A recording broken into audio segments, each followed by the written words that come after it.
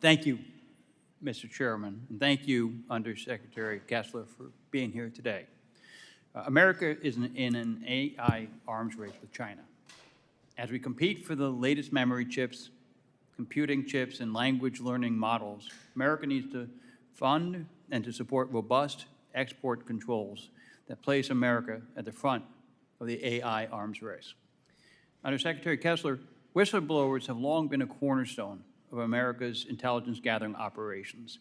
However, the Bureau of Industry and Security, BIS, does not currently have a whistleblower reward program. Do you agree that a whistleblower program would strengthen intelligence gathering and enforcement efforts at BIS? I think that sounds like a constructive idea. I can tell you that whistleblowers right now play an important role in our enforcement efforts. We have cases that we generate based on credible leads from whistleblowers. So yeah, I think that facilitating more of that type of activity and disclosure to Commerce is constructive. The Stop Stealing Our Chips Act, which I co-led with Representative Johnson of Texas, creates a whistleblower incentive program at the BIS. This bill recently passed the House Foreign Affairs Committee with overwhelming bipartisan support and passed out of the Senate with unanimous consent. I look forward to seeing this bill considered on the House floor in the very near future. I also appreciate your leadership in strengthening America's pharmaceutical supply chain and advancing domestic manufacturing.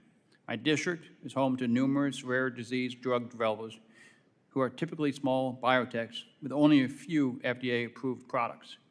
Their patients are often children who have few to no treatment options. So I was encouraged that the administration's Section 232 Pharmaceutical Tariff Proclamation, the President recognized that the supply chain of rare disease therapies would receive a 0% tariff rate. Could you provide an update on when the Department of Commerce expects to publish the Federal Register notice clarifying the implementation of the Section 3D 0% tariff treatment for pharmaceutical products?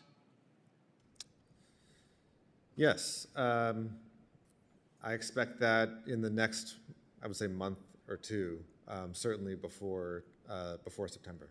Thank you. And will you commit to working with me and the Congress to ensure that the implementation of the pharmaceutical tariffs reflect the unique consideration of rare disease supply chains in order to protect rare disease patients from unintended consequences? Of course, I'd be happy to work with you on that, work with other members of Congress on that. Thank you.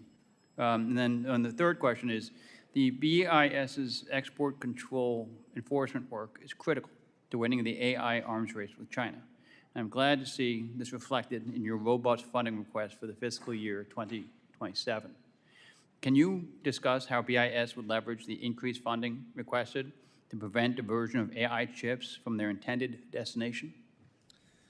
Well, absolutely. I mean, I think it's more of what we're doing. We already devote considerable resources as a proportion of our budget. We devote considerable resources to stopping smuggling schemes involving AI chips, diversion schemes.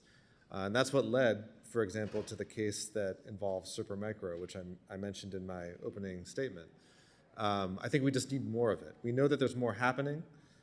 We have active cases, but we're concerned that there are cases that we either haven't detected or that we just don't have the resources to chase down. So again, I think it's just about increasing the resources dedicated to enforcement and encouraging the enforcement unit of BIS to do more of what they're doing. Thank you. I yield back.